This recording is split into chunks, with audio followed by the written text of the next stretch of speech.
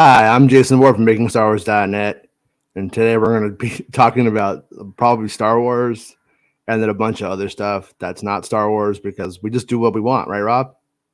Rob's on Whatever vacation. they pay us to do. Whatever Well, I they mean, pay us to do, they pay we you a play. lot because looking at you right now. You're on the Star Yeah, Cruiser using the Apple AR headset at the same time. I know. And I fund Bespin's Patreon. Wow, that's amazing. I know. I just got and I got Meg's hat. I still got This it. is I haven't this given is it back yet. this is the first episode of Making Star Wars Cribs, and Rob is just killing it. I know, man. This is the future. This is the future. This is where we're all with masks and goggles and Yeah, fucking $6,000 hotels.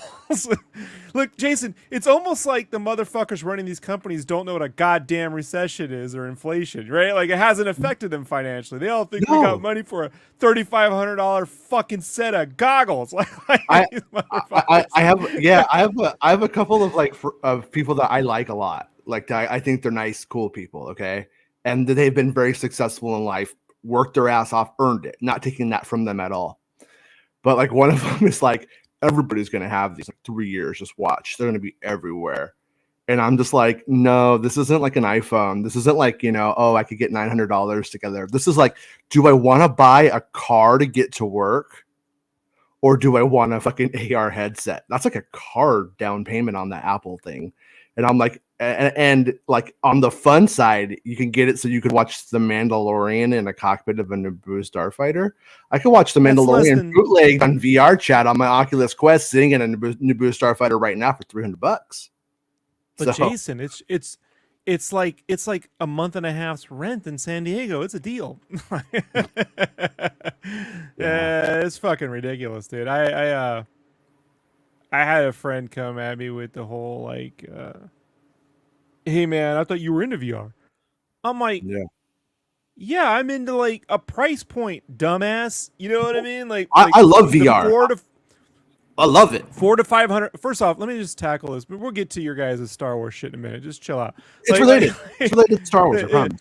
Like, first off, the price point for me is $400 to $500, somewhere around there. The price of a game console, because that's figure what I'm buying. Now, I don't know about you, Jason, but Apple ain't exactly known for their games. Yeah, there's a lot of games on an iPhone. Fucking name one worth buying. You know, like none of them. Yeah. I mean, it's fucking trash. It's trash. I hate to be cussing, but this shit really angers me. Like, it's ridiculous. I will concede though that like the same thing could have been said about Apple TV. As a streaming service, and right now Apple TV as a streaming service is on track to be one of the best ones that we've ever had. I'm not saying it's there yet, but it could be. And they did that. But what if that TV was $3,500? And that's what I'm saying is I don't think Apple getting into games is a bad idea. And stuff like that, but they're gonna turn it into the Newton with goggles. No, you know that isn't even the actual issue, in my opinion. My opinion is when you put $3,500 on an AR headset now, I think you have added such a fucking stink to VR and AR that when anybody hears it, anybody who just kind of doesn't know is a little bit hesitant. It's firmly locked away in the fuck that shit vault. Right. And now it has some chains on it and fucking padlocks. So to get that person to like ever try it and on something more reasonable, on something that like actual Americans and people in the West could just generally afford, like that's gonna be hard now. I think they've actually heard it. We're talking about gamers who bitch that a PS5's $500 or Xbox Series X is $500. You know what I mean? And then they're like, "Oh, but a $3,500 yeah. Look, I can see my apps floating in my living room. Like, I could take 360-degree photos. You could do that now, man. Like, there's a whole bunch of shit you could do that with. Like, you know what you can't do. You know what you're not going to be able to do. And they haven't said this yet, but I'm willing to bet it. Mm-hmm. Right? You won't be able to watch 3D movies, even though everything's being projected into 3D. Because right now, the only way to watch 3D movies on my Quest is I have to stream them on my own. Yeah. Even PSVR 2, the reason why I didn't even like consider buying it because of the resolution's great, right? Mm-hmm. Is that you can't you can't stream the movie. It has no support for 3D movies. It's literally a fucking 3D goggle set, and it has no support for 3D film.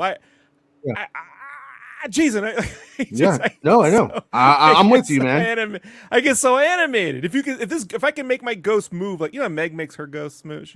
I need like a little like Tasmanian devil temper tantrum, it wouldn't be hard to do a push for VR between Avatar and what Star Wars has already converted to a 3D, and like that's one of the things that I thought should have been maybe even subsidized by Facebook or Apple or something like that to get those movies. Like if we're when you buy an Oculus Quest, you get the prequel trilogy in 3D, and Vader Immortal is there, and it's like packed with the film, packed with Avatar, packed with fucking Star Wars, packed with and Jason, I watch my 3D films in VR more than on my TV now.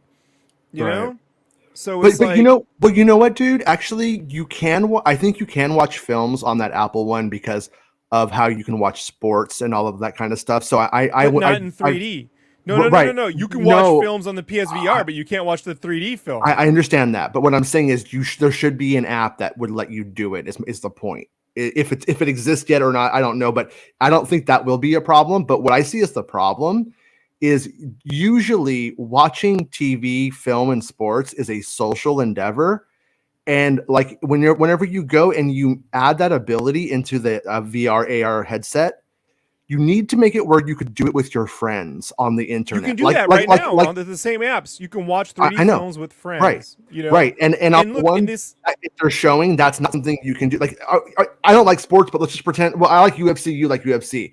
Let's just say like we're both going to get the new UFC, right? And we both have that fucking thing.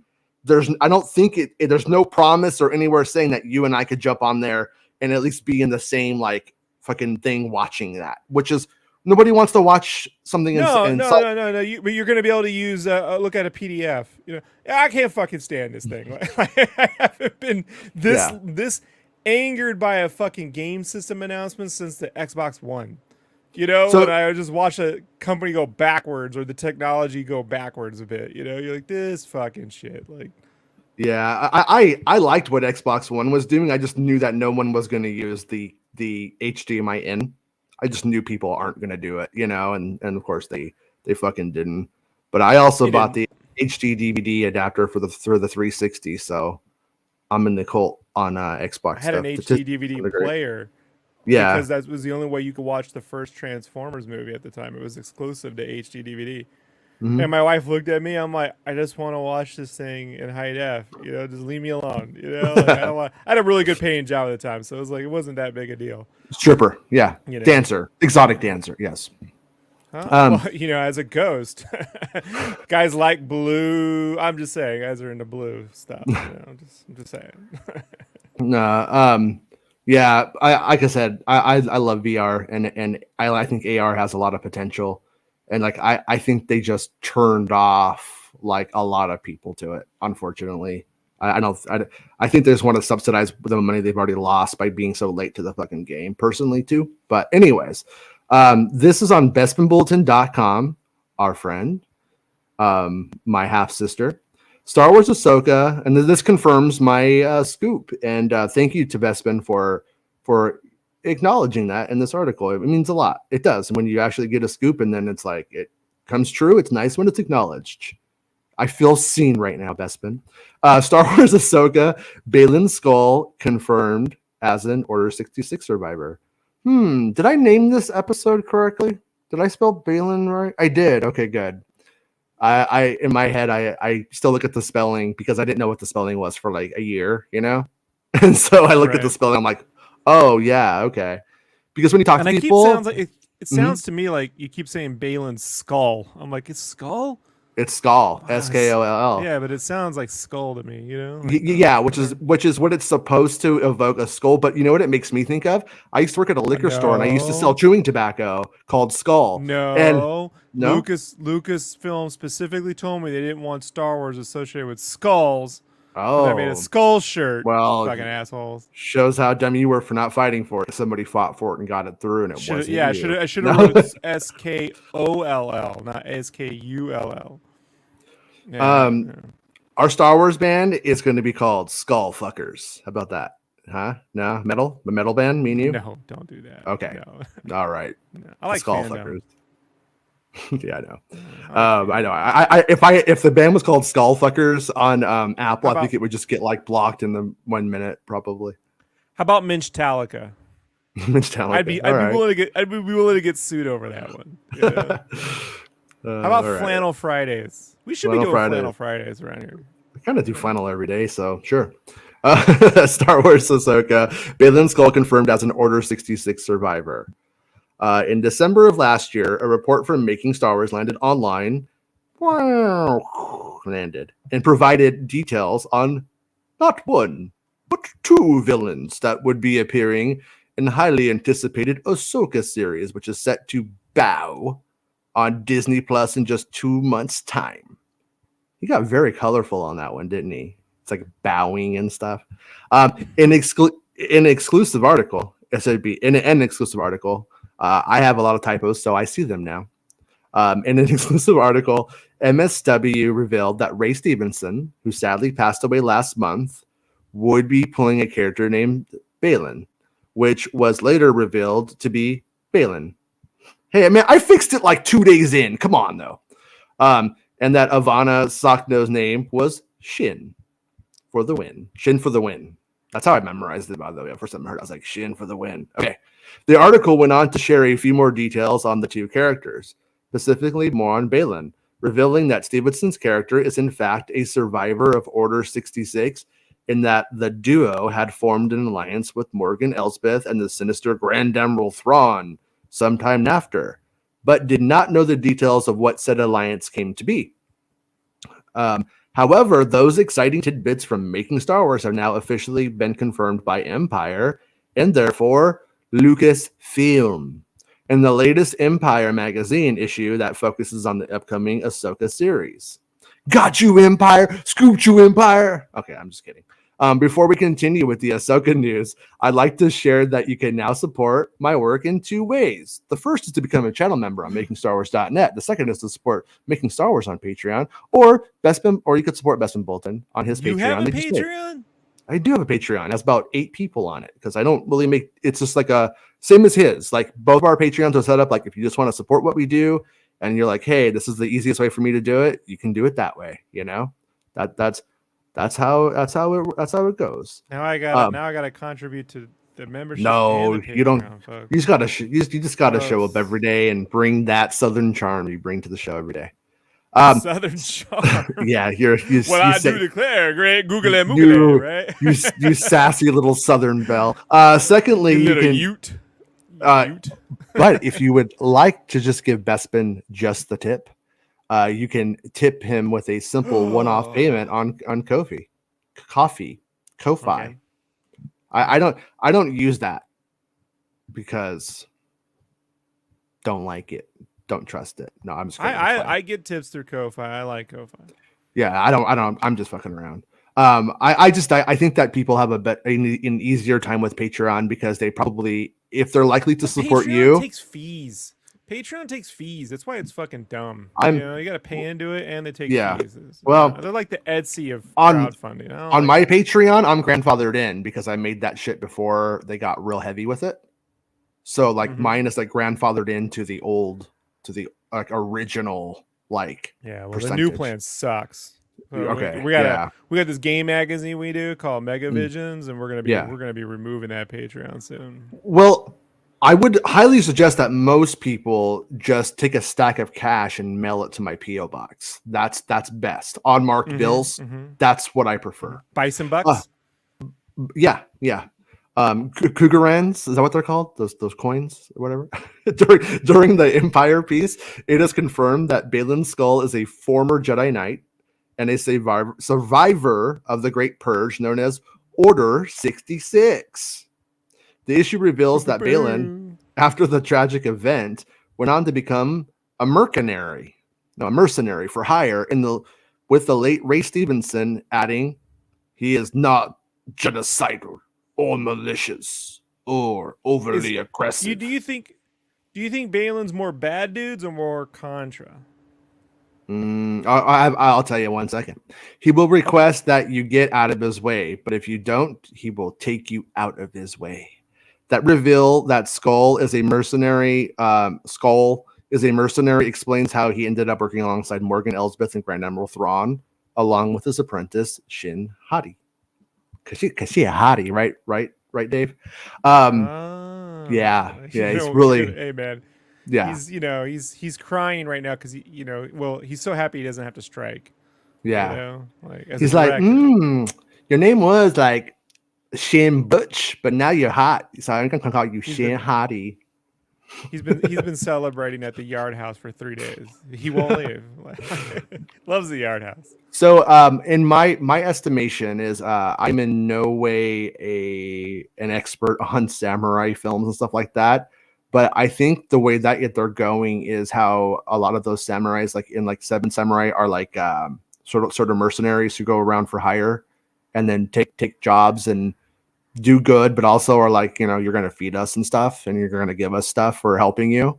Like it's not exactly altruistic all the time. In Seven Samurai, yeah, in Seven Samurai, the guy, you find out, like, kind of as it goes on, does have a big heart. Is sort of a Jedi when you get down to it, right? Like he cuts off his top knot, which is his hair, which is sort of like his resume saying, "Hey, look, this is how long this shit is. I'm the shit." But he needed to save a child, so he did that in that film. And it's like a really, I didn't know that first time I saw it. I learned it like when I watched like the commentary from the Criterion DVD, maybe, or something like that. But anyways, point being. So I think Baylan, he's using a lot of samurai and sort of Asian cinema kind of motifs and stuff. So I think that's where he's going with these guys. Is these guys aren't just the altruistic Jedi who follow the old order. These guys are is that a Ronin? Am I right? Would that be a Ronin? In somebody in the chat know if Rob doesn't? I think that's what that's called. What? Ronin. Yeah. Samurai is a Ronin. Yeah, KM22 says Ronin. The term is Ronin. Thank you, KM22. Yeah. So a Ronin. So I think that's where that's where the angle is, right? So, anyways, and that's one of the things I heard about the show was that this one, the flavor was more like that. Was more inspired by the both the highbrow and the lowbrow versions of that stuff. So little else is revealed in the Empire cover story in regards to Baylan and Shin, likely at the request of Lucasfilm. During Star Wars Celebration, the series creator Dave Filoni was adamant that actors Ray Stevenson and Ivana Sakno not share details about their characters as it gets into spoiler territory. Little is known in regards to the characters, even in the unofficial space, but the original Making Star Wars article refers to Shin Hati as calculated and cold with a desperation to prove herself. Yes. And we've seen from the teaser trailer what's that? All I'm saying is he was adamant they don't share any info, and then one of these people is no longer with us. I'm just putting that out there. Right. And it's mysterious. Really coincidental. It's mysterious. Yeah, it is. Mm-hmm. Dave Filoni makes voodoo dolls. Now, as we've seen from the teaser trailer, don't give me ideas. I know, right? I can draw, Jason. I don't remember what he says in Temple of Doom. Algam Jabbar, and Dave's something really culturally inappropriate. You need to make Filoni with instead of the hat, he needs Mola Ram's hat on. He's not like, oh, Jason. Oh, 29th? That's when that movie comes out? Yeah. Stick around for Indiana Jones review, folks. Yeah. So, anyways, Baylan will face off against Ahsoka Tano in some sort of Jedi temple in what appears to be the world between worlds. And his apprentice, Shin. I honestly, I don't know this for certain, so don't put it on Twitter like Making Star Wars says this. But I'm pretty sure what we're seeing is the gate to the world between worlds. I think that's what it's going to be, but don't quote me on that. Okay, please. He's saying Ron is a gatekeeper? No, I'm saying that place that they go, that we see them meet is the gate between the world, the world between worlds. Little Legend of Zelda-y, if you want to get down to it, like light world, dark world. Yeah, but it's not. It's like the periphery of the temple, if you will. Shin will come into conflict with Sabine Wren, who will use her lost friend Ezra Bridger's lightsaber to fend off the foe. And yeah, like I said, like that's what's his name's lightsaber, and she uses it more like in like a rapier style. You know, it's also been mentioned by Making Star Wars that Baylan and Shin will once again confront Tano and Ren at a location known as the Nodian Highlands, a place outside of the galaxy we know and close to, or even being the place that Ezra Bridger has been stranded all these years. And that's been the question. Is that the place they start at, or is that one of the places they end up? Don't actually know. But I do appreciate a majestic beard and someone who could rock a bang like that. So they got style.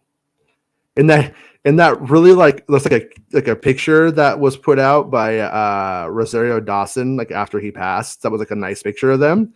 But his hair is not like done, and it looks like he has like a bowl cut almost. It looks like he's like in that picture. It looks like he's like, I don't know, like simple Baylan is what I'd call that version.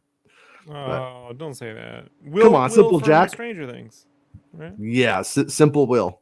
Ahsoka debuts exclusively on Disney Plus sometime in August. The Ahsoka issue of Empire magazine goes on sale June 8th. And you gonna pick one up? Yeah, I always pick one up if I can. If I see it, I usually go over to like Borders, get one. I was trying to find some manga over the weekend though, and I went to like the 2 remaining ones that we have left, and both of them were saying that they had things in there, that they had books that they didn't have there. Like, and I'm like, oh, I see what they're doing now. They're just lying, saying that they have stuff in stock, so you go see it. So you go to the store. So I was like, fuck you guys. Off to Amazon I go. Clever trick. All right. So yeah, I don't know if this is necessarily going to work, but I think it's more fair to show. So we're gonna look at some like pictures from Ahsoka. We meant to get to this yesterday, but I had a sick daughter. Not like a cool daughter. Like she's cool, but not like sick, like cool, as in like she's got the flu or something. All right, so this is like Hera Syndulla, like when she's, I don't know, maybe 12 or something in the Bad Batch, right? And she was in Star Wars Rebels, which is like super low res show. So this is actually, and when you get down to it, probably a more in-depth version of the character, a more refined version, more subtle paint, not just the solid green skin, And so they've released pictures of her now, and right here we can see. Right. Oh no! Yeah. Oh no! Oh yeah. No! I know, and like fucking Elizabeth Winstead is like one of the hottest like humans alive, and it's like I don't know what they're doing, So yeah, it doesn't look right. And like why? Oh, sorry, Jason. I looked away and looked back. Oh no! Yeah. Look. Yeah. Okay, admittedly, that one's a little better, but it, look. They swatched, and they got the swatch the same, Mm-hmm. But like there are things on people that when they're warm, their cheeks get warmer, their noses get warmer, exactly. Even people of color. And this is omitting, like it has very little of that coming through. It's like you could just see the makeup around the eyes. Right? Yeah, you can see the brush lines. They need to like it's almost like they need to like do some, I'm no expert, but sort of like contouring with like definition and something else. I don't know. It's not good, in my opinion. Also, the material design on her outfit is so clean and symmetrical. Yeah. It's not like, when you use things, they become asymmetrical. You know what I mean? And so it looks more like I'm not picking on them, but when you go to Yeah. Disneyland, you got people dressed up and they're wearing that outfit for like an hour, right? The actors in No, park, no, it looks like when you order a jacket off of Amazon or something and you first take it out of a box and it's just And like it's super it's been thin like too. Like look at you can but feel that the jacket doesn't have yeah. the same weight like a aviator's jacket would have. It have some. I don't know. So I don't I'm gonna say that there may be an in-world save for this for me. If I don't know if they care about this, if they're gonna hear it, if it will change at all. The makeup's the makeup. We could see the makeup improved over time. Like we've seen Ahsoka's costume. Obviously, they listened on that. They changed color her grading makes a Leku, difference too, and this is as but uncolor graded as it well, gets. It is a stark what white I'm room. trying to say though is that this is supposed to be that New Republic. That's that candy ass we eat ice cream or on Coruscant kind of thing. That's my save for me right now. That's how I'm making this work in my head. And I'm hoping that as the cracks, start to form, and these people get into the thick of it, I'm hoping that changes, and it does look a hell of a lot more like beat up as it goes on. Now, I don't know this, okay? I don't know this for certain. I don't, but I don't think she's in the show that much, and I think that's kind of why she's sort of shitty. I don't think she's in the last ones too much, if at all. I don't have any evidence for it, for like the back end of the show that she seems to be there. All of the stuff I heard was about her showing up in the beginning of the series, like the first couple of episodes. And so I don't know if she stays for the whole thing or not. I have no fucking idea. It might be a bit overblown and just trying to get the Rebels fans excited and supporting the show. I just sent you a quick image on your Twitter. Yeah. That's just a simple like LUT thrown over, a color grading LUT. Like, yeah, I can't. Well, hold on. I have like 100 images, so I'm afraid if I try to share that one, I'm gonna lose it. But I can't share my screen because I'm working on NDA stuff right now. Yeah, me. Well, let's see what happens. I'll try to get it. But yeah, I mean, and we have like other like examples of this though. Like this character, for instance, I have so many fucking random images from this show right now on my. Hold on. Here's another one. While I have this one up, so we can see it from like a different angle. You know what I mean? Like right there. See, it looks. Yeah, it looks very, very. No. It's all the same. I think it's consistent. Right. I don't think it's. I don't think there's any inconsistency really going on here. To be honest, I find it just kind of interesting in the sense that we had, the Grand Inquisitor, people were super hard on that one because it didn't match. And then this one, I think this is the one that you sent. Okay. So this is what would you call it? A LUT right there. A little bit more. Yeah, it's a simple color definition. It's not like I put a lot of effort in this one, but there's no contrast in this. Everything's super low contrast. Like these Disney Plus shows have this. A lot of them have this look. Greg Fraser uses strong color in shadows. He puts color in shadows, and he uses a good contrast ratio. And that's the look of like the first few episodes of Mando that we all like. Oh, that shit looks dope. Then you get to like, when they're walking around. I'm not picking on the Jack and Lizzo episode, but I'm just saying if you look at the lighting on that, where it's like there's white hazes everywhere. It's closer to the Phantom Menace, where everything was lit all over because they weren't certain how they were going to light. They couldn't do strong contrast and shadows on CGI characters, so they lit everything everywhere. But like at least with something there, you get color in the shadow. I don't know. There's just something missing. There's something human missing from the way everything looks. It looks. I don't know. Right. Well. So here's the whole thing though. It's like we oh fucking hell. I fucking hate this thing sometimes. We have had Harrison Dula in other like live action quality kind of stuff, like in that game right here. Like in the game, she looks better. That but looks she's also more getting a like, bounce light off this too. You know, like there's a bounce light and there's a key light, a warm key light on top, and the clothes look beat up. You know, to an extent.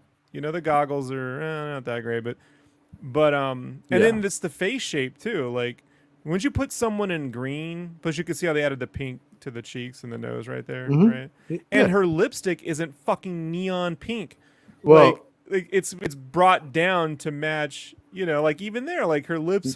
Why is her lips so pink in the new stuff? Like, why is it so forward?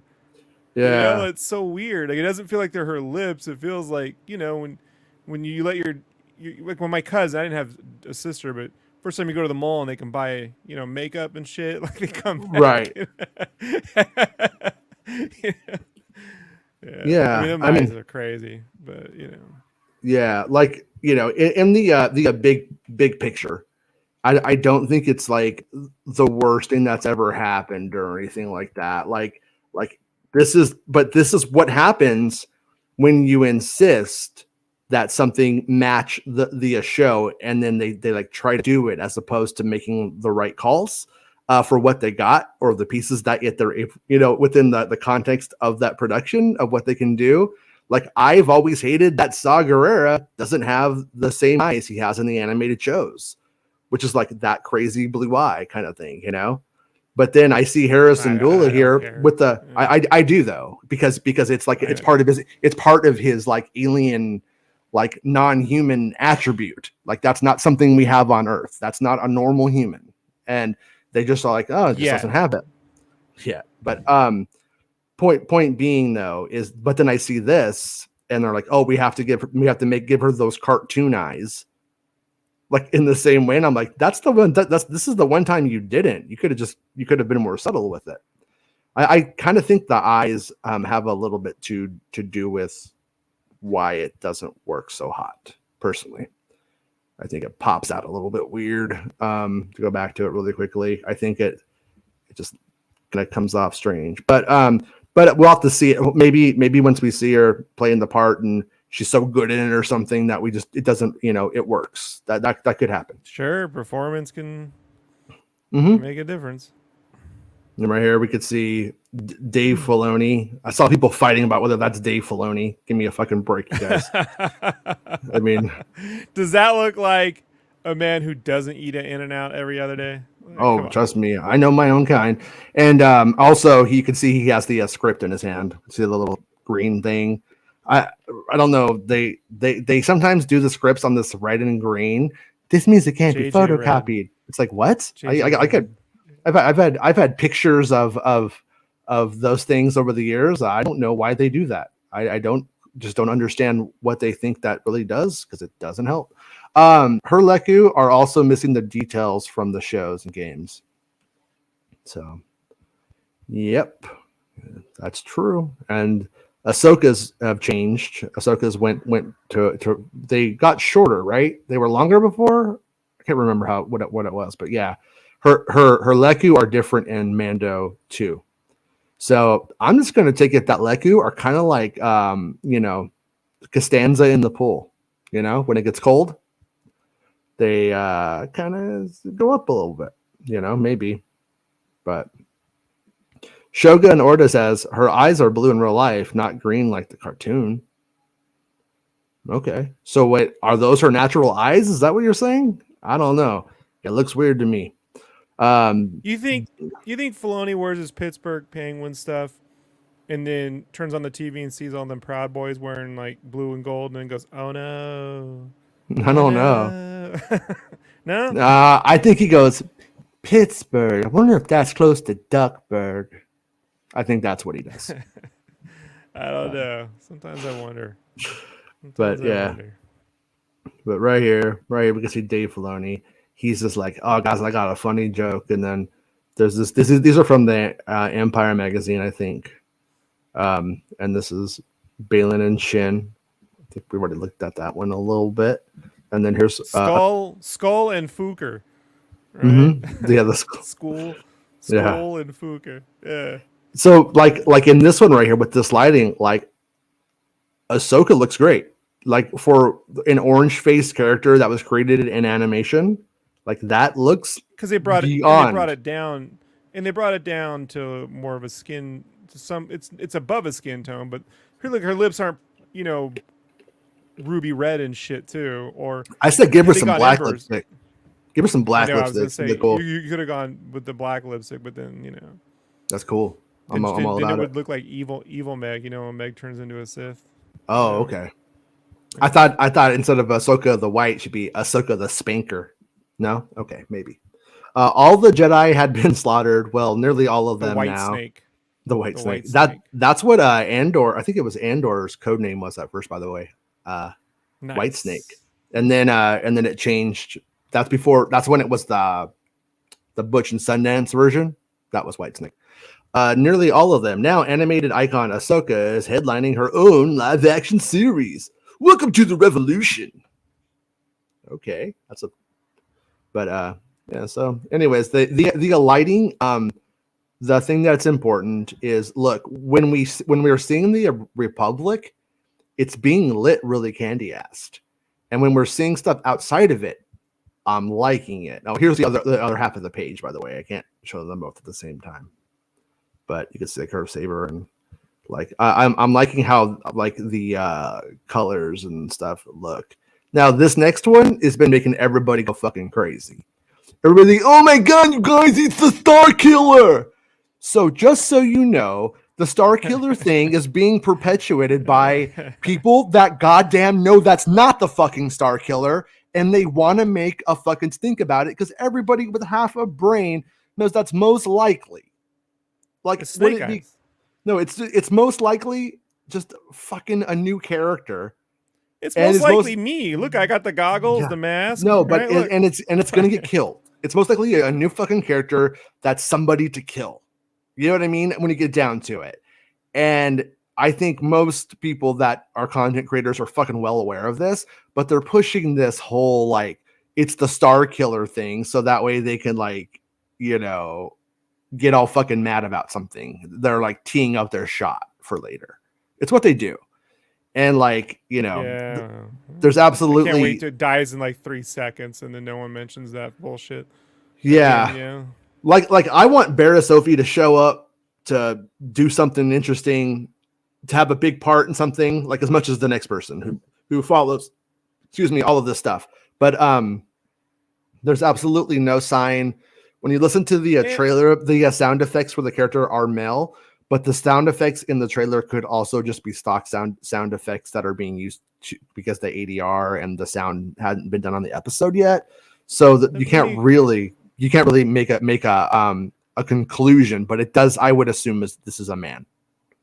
And one last thing too. Filoni tends to emphasize femininity when it's there, and this doesn't do that.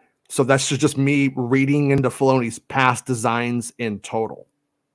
And so if that is a lady, that will be a good switcheroo by Filoni and on like his past design choices. Go ahead. This whole bad lighting, they're gonna be it's intentional.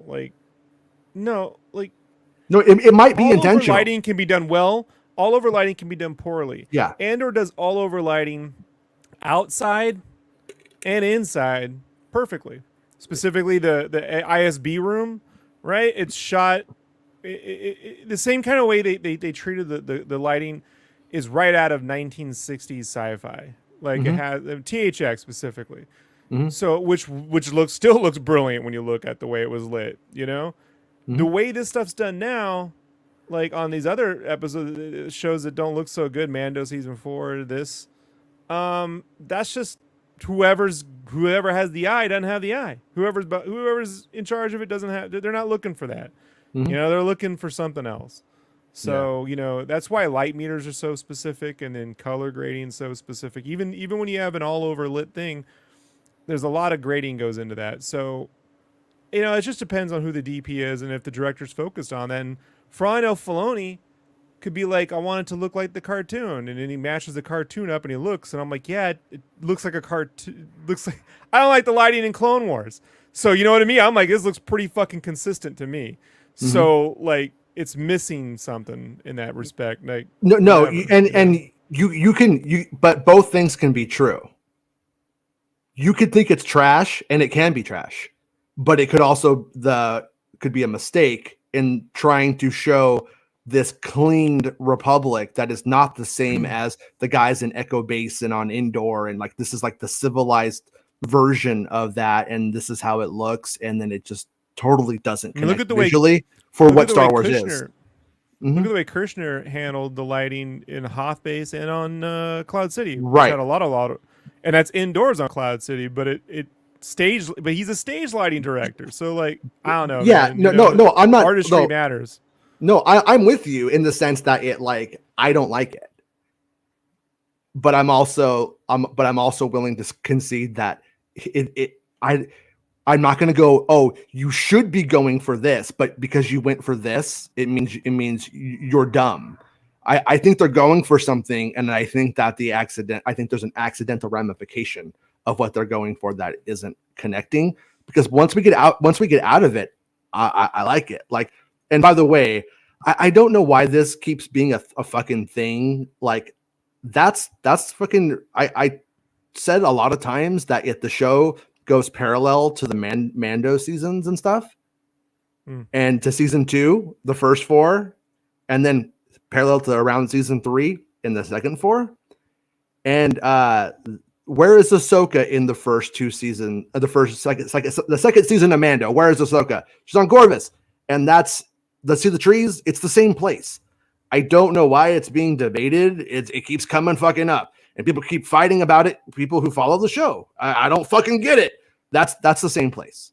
That's where Morgan Elsbeth, is, and so I'm not sure to what degree we see the before and the after of that episode and how it runs. That shit, that's fine detail stuff. I don't know, but that's Morgan's planet, and and Bestman says it's a lady in the suit. So, ladies in suits. What's next? Thanks, Hillary Clinton. What else we got? It takes an Ewok village, Jason. Yeah, and then we got like this one right here. Like I like the lighting in this one, like in this shot. This is, I think that tower probably. Yeah, facing the sunset probably. It's got that dusk. With darker background. It's the all over lighting, man. That is such a.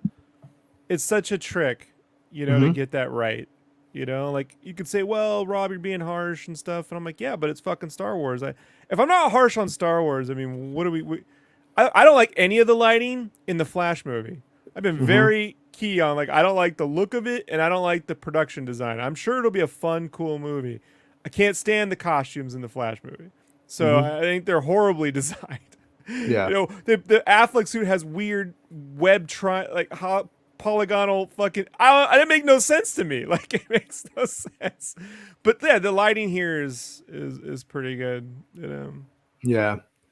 Maria points out her Leku looks a lot better here. So, but nailing and look, she's not. Nailing that green look is not easy to do. And I imagine on the TV side, they're not going to go there and rotoscope. A million things, frames of animation to get that right. However, that is where I would say I was watching the making of Everything Everywhere All at Once. Yeah. And they did that whole movie with 7 people, primarily 5. Primarily 5 people, the whole film. Yeah. And so that's where little AI rotoscoping tricks can come in these days and help to solve a lot of those issues, which they had to use. I think on the TV side that probably can help.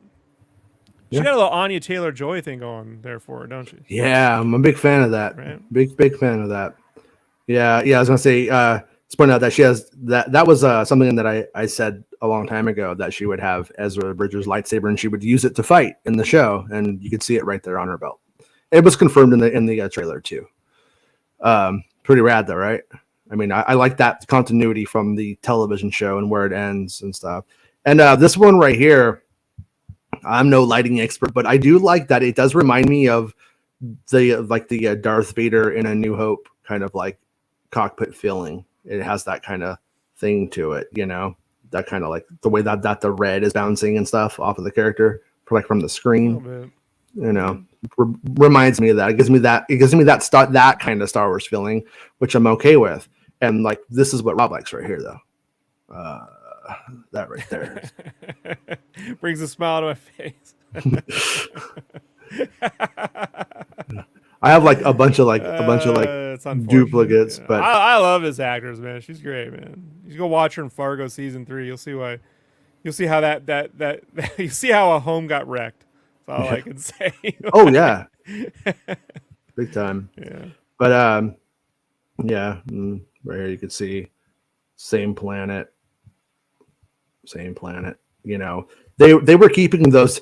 You know, if you guys remember, for like a long time, man, those fucking trees, like a lot of like the really prominent ones, were out in El Segundo, just lined up along the fence. They kept them for like probably 2018, 19, 20, 21. Yeah, they kept them for about 3 years, you know? And I was like, why do they keep keeping these things? Maybe they're going to repurpose them at some point or something. And well, now we know why, you know. It was always a good assumption they were going to go back to that planet in the Ahsoka series, and there you have it. We've seen this one a lot of Baylan, but I like it because it has that, like, you know, it's like I said, like they were telling me that he uses that saber like a claymore. And then here's another one of the I think I'm gonna guess Ahsoka in the New Republic space right here, and the lighting isn't that offensive to me. You know what I mean? This looks like Star Wars to me.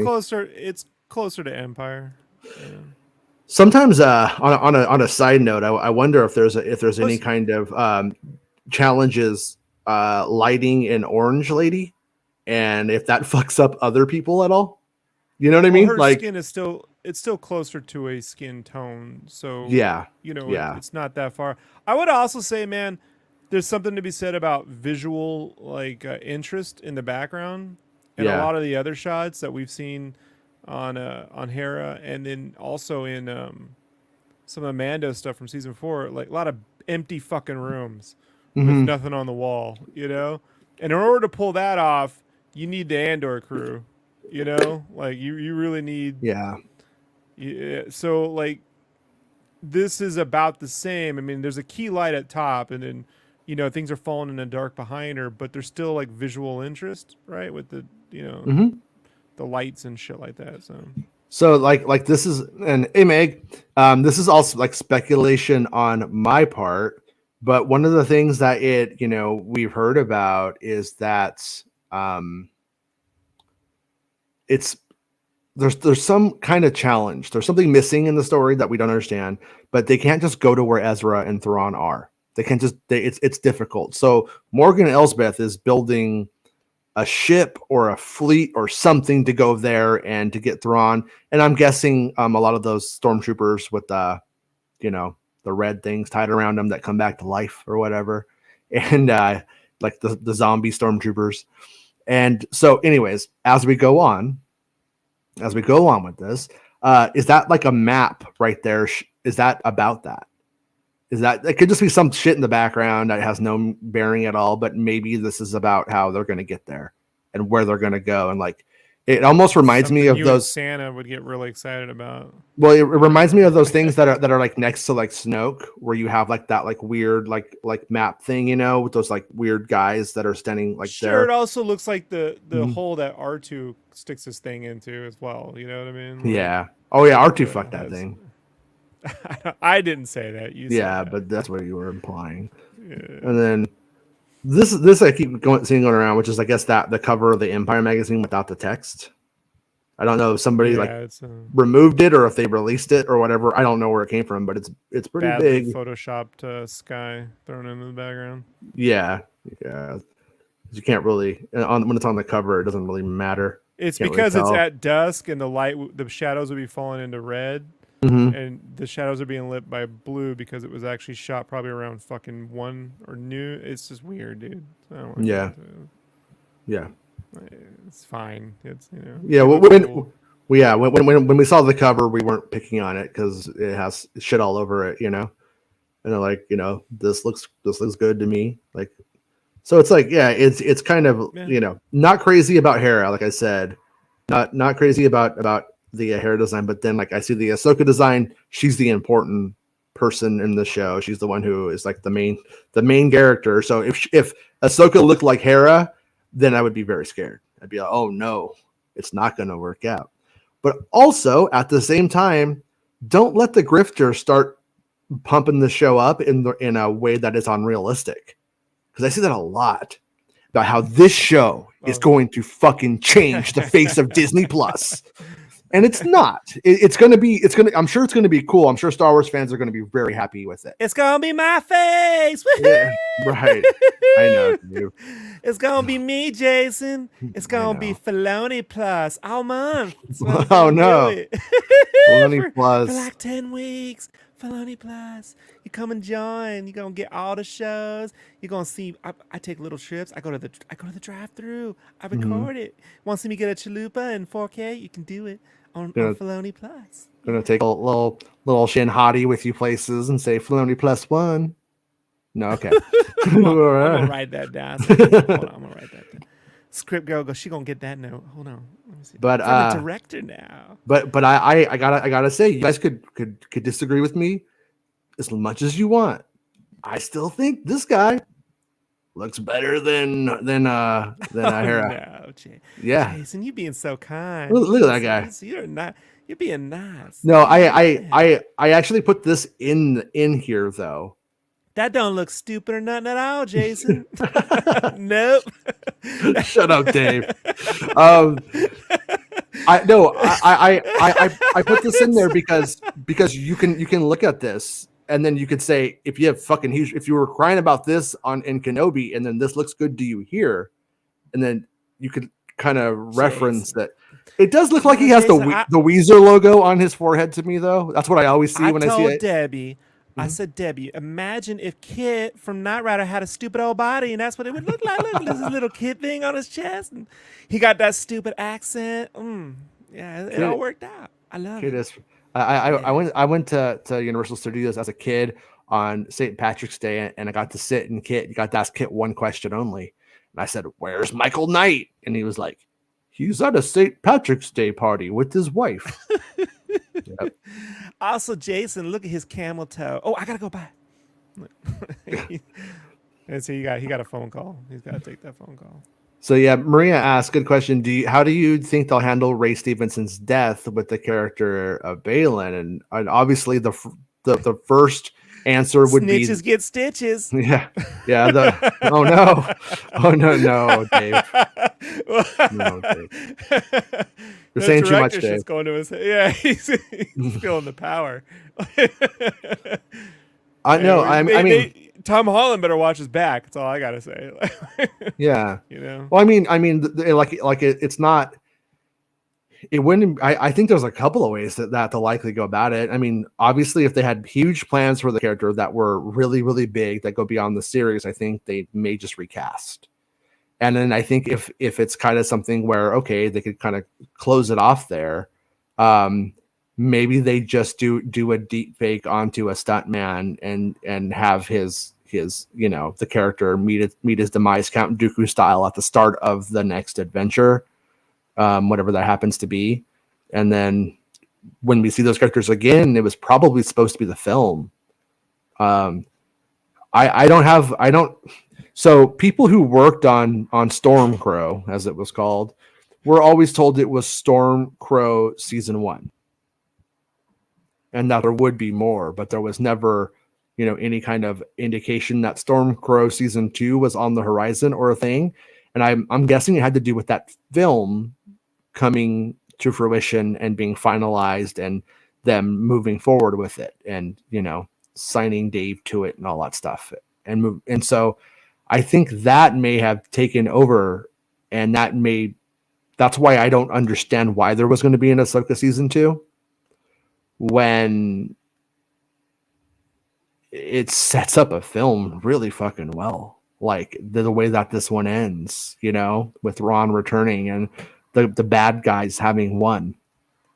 So yeah, so that's just where my sense falls on it, though, is that I haven't heard anything huge about like future plans for that character either, for Baylan, like beyond that season. So the only thing that I believe is that at the end he is with Thrawn, and I was under the impression that he and Thrawn had some kind of history together. So maybe Thrawn has just been hiring him as a mercenary all for years, even during the Empire. It's completely possible, but I don't know that if that's what happens, you know. But it kind of makes sense. And then just on another side note, because I knew that lighting would come up. Like this one's like a little bit dark, but we can see the witch. And Bespin says Boogeyman is actually a hitman for Dave. He ain't built for this. But right here we can see that this image looks like really dark to me. But I actually prefer really dark than overlit. Well, it's a big gold room. Things. Yeah. So, you know, it's going to be shiny one way or the other at some point. So. But look at and this is one thing that I get like kind of. By the way, that's Bruce Lee's daughter. Were you aware of that? It's Bruce Lee's daughter. Oh yeah. Mm-hmm. Yeah, you know, she was the one who was really mad at Quentin. You know, and to each their own. Except she also went on History on Fire. History on Fire. It's another podcast. It's like a side podcast to Histories with Mysteries. There's another guy. There's another guy that does this. Right, he's super good, dude. But he did a whole thing on Bruce Lee, right? Oh, it's not his real daughter. Oh, it's his goddaughter. Okay. But then the guy went in and he showed how like Bruce Lee used to talk shit like at these. His dad was an opera singer, or his opera theater, right? Like big Chinese opera, right? And so when Bruce came over to the States, he brought he was like the concierge to their lead actress or whatever, and then he would do shit on the show and dance around and all that stuff. But like at the end of the fucking shows, he'd go out on stage and he knew all these martial arts guys from different dojos were in the room, and he would talk shit about how their martial arts sucked, and to come down to his studio and he'd fight any one of them, and they did. Like, so it's like, I'm like, that's literally like, like granted he won, but like it is funny, man. I mean, I just wanted to know he wouldn't win against me at all. Where was the complaints when Bruce Lee's ghost? Look, the thing that offended me the most, it's a fun movie to watch, but it's fucking crazy as shit, is No Retreat, No Surrender, where the ghost of Bruce Lee comes back and helps a white kid learn to fight Jean-Claude Van Damme. Like, come on, man. Like, only thing I know about Bruce Lee is he's a dishwasher. You saw that. Yeah, you saw that movie. The movie was great. It was a fun movie. Good score, by the way. The score, very good score. Meg says Jason is my daughter. I say Meg is my stepmom. But yeah, so I guess that's the goddaughter. Excuse me, princess. But we have but one thing I keep getting asked all the time is or the shade that gets thrown at me is about her being a witch, that her being a night sister. Okay. And they're like, why didn't she use her magic in the Ahsoka series? Well, one thing I want to say is, you don't know what fucking happened. You heard some like clink, clink, clinks, and it implied that she died. You thought she died in Mando too. Whatever happened there, you don't fucking know what happened there. Neither do I. Like whatever went down, there was an implication in Mando too, and it's not what you thought. And so look at her here. Look at her in Mando. She looks a little different here. She's looking a little more witchy here too, I would say. A little more Mother Talzan-y. And it looks like the day after Comic-Con, really, like even going to those parties, Yeah. Open bar. But she is a night sister. She's a night sister. That's what I was told. I was told she is a night sister, and she will. She's one of the last ones, and they resurrect. They use their witchy powers to revitalize stormtroopers that are dead and stuff like that in the show. They take these like little like red ribbons and they tie them around stormtroopers' bodies, and it's like a a curse or a hex or a spell or something. And when they do that, it brings them back to life. And so that's so that might be the big angle about why she needs this fleet to go get Thrawn, is also they have a lot of bodies to bring back. You know what I mean? That aren't just Thrawn. And they also, I don't understand why they don't take the fleet. I don't understand. I know the Chimera and the bridge was a set for the Chimera and stuff like that. So I don't know why they don't take that just back. So there has to be looks like something missing. I just don't know what it is, and it's probably really stupid. Probably not even important, but it's the thing that I'm just like, what the fuck is it? Like I get fixated on these like little mysteries, you know. But yeah, but I'm under the impression that she is a Night Sister. She doesn't talk like a Dracula, as we've heard. I don't know why. Maybe she went, maybe she studied abroad over the summer during the Clone Wars. I like to study abroad. Yeah, and then I like to study abroad too. That's why I made Shin hottie, because she's a hottie. That's a weird thing to joke about, Jason. What? But yeah. Nah, we got people that don't get Filoni around here. Yeah. Oh yeah, and then I actually already showed that image. Yeah, so I think that's all of the images. But yeah, I think the show looks good. But I think Marla's way overthinking this whole Maria says she knows the way they do things. She goes, Igor magic, but like Terran Muggles wasn't a Night Sister, but could use the magic. She's not born a Night Sister, and Marin is the last Night Sister. But she's mad. She's mad about what happened to them. I don't know. I'm not willing to like die on a hill about it. You know what I mean? So like if you know something or whatever, then by all means let me know. But as far as I was told, she's Night Sister. She's one of the last ones. She's fucking mad about it. The designs are all from the Night Sister stuff, but I don't know. We'll see. Hey, thank you for the super chat, Sunflower. Sundowners. I can't read without my glasses. Read now. The Sundowners. Jason, in regards to the volume, why does the House of the Dragon filming in the volume look so much better than what Lucasfilm has done? Are they using different versions of it? So I believe the volume that was done on House of the Dragon is not the same kind of volume as we're having in like used in Manhattan Beach. I think it's more of the LED wall, and they're and it still really comes big. down to Hugo from Hugo's Desk. It's a YouTube channel. Go follow it. Has spoken about this to some extent, and that on those projects, there's a lot of set being built too, and on the Disney Plus shows, they're trying to do it without a lot of set. They're trying to do a lot of the volume. They're trying to go like the George prequel way of things, where it's all blue set. They're trying to get away with just a screen, little set amount of set as possible, and as opposed to building a complex set. I think the closer relationship to this would be on Strange New Worlds, specifically the engineering room, which is a giant, volume like LED wall, and you can tell. But the way they use camera focal length and lenses really help with that, And on Mando, there's very little to do with lenses. There's not a lot of intricate camera work being done there with that, and you can really see the benefit to that on like the Batman too. When Greg Fraser's, he bought a shitload of fucking animal lenses and fucked up lenses and stuff, and then recreated all those same artifacts digitally. So when they recomposited, they were able to add those camera lens effects into the composites digitally, right?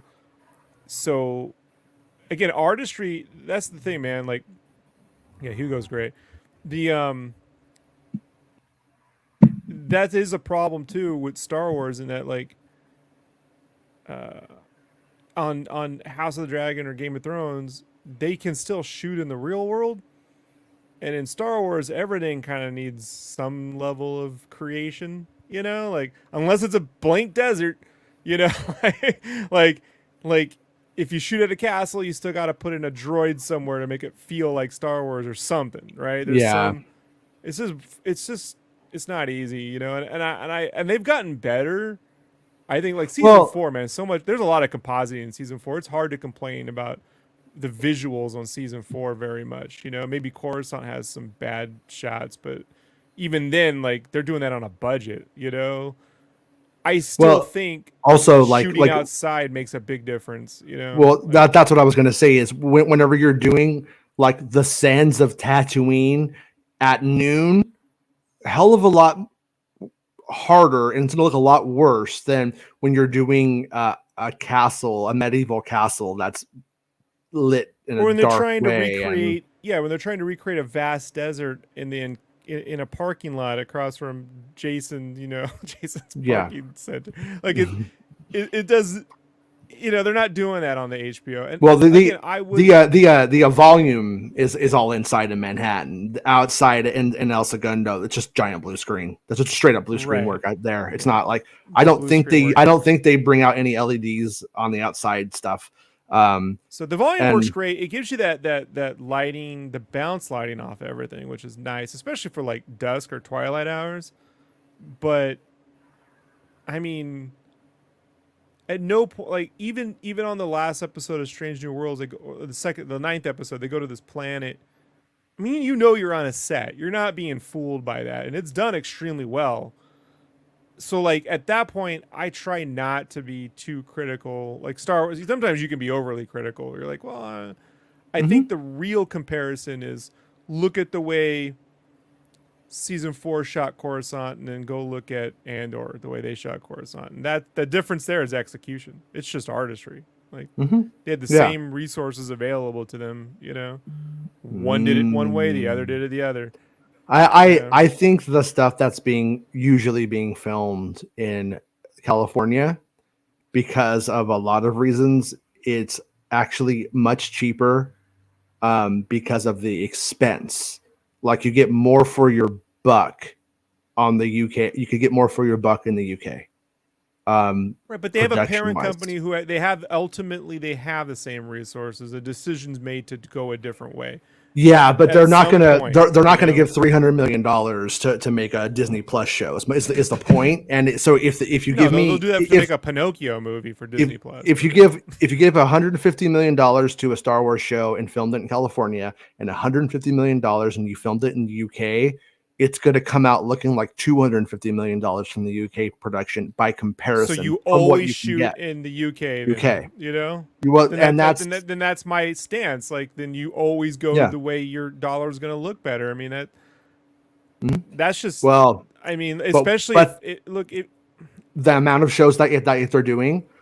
If things had gone according to plan, if Rogue Squadron had been filming last year, and Acolyte had been filming, and Andor, then they had actually maxed out the capacity for what they truly mostly have access to. So the idea of doing more than that, and then so you would still have that, but I think the difference is the ones that are being filmed in California and Manhattan Beach need to understand the limits of what they have, and I think to some extent they're discovering that though. But they're not shooting Strange New Worlds and Picard season 3 in the UK, right? Like that looks like Picard looks like dog shit. Okay, well, Strange New Worlds doesn't look like dog shit. Yeah. Picard season 1. I looked at Picard season 1 and I was like, fucking Obi-Wan Kenobi is a rich tapestry. It's a visual odyssey of like, I was like, oh my God. After watching Picard season 1, I was like, this gets a lot worse, you guys. Like, and I actually don't hate it. I don't hate Picard season 1. Actually, and just for what it is, I was like, wow, it's kind of weird. We still have that like that. I haven't seen season 3, which everybody likes, by the way.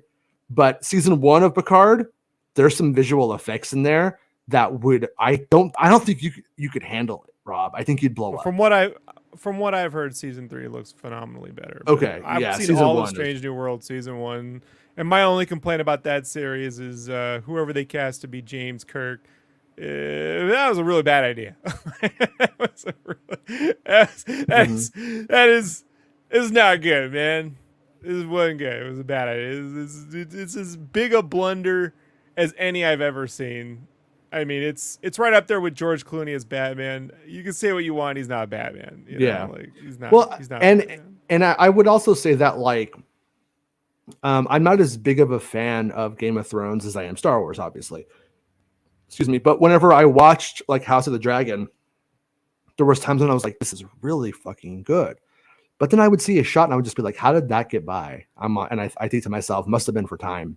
Must have been the best they can do in the time that they had." Yeah, time, and that's why I don't like those cine mistake videos where they're like, "And they forgot this and they missed that." I'm like, "No, man, dude, there's a time limit." You know, every day man, when I'm working, Jason, I have a timer that just counts down all day. You know, I just stare at it like when I'm working. Fuck. But like that's the truth. You only have so much time on any given project, so I get it. You know, I mean, my ex accidentally had her groceries delivered to my place, so I need to go grab her groceries real quick, and I'll be right back. Okay, Rob? Just 1 sec. Right. Don't want somebody to steal her groceries. Okay. Rob's gone. It's my show now. It is his show. It is his show. All right, who wants to talk about Avatar? All right, who wants to talk? Who wants to talk?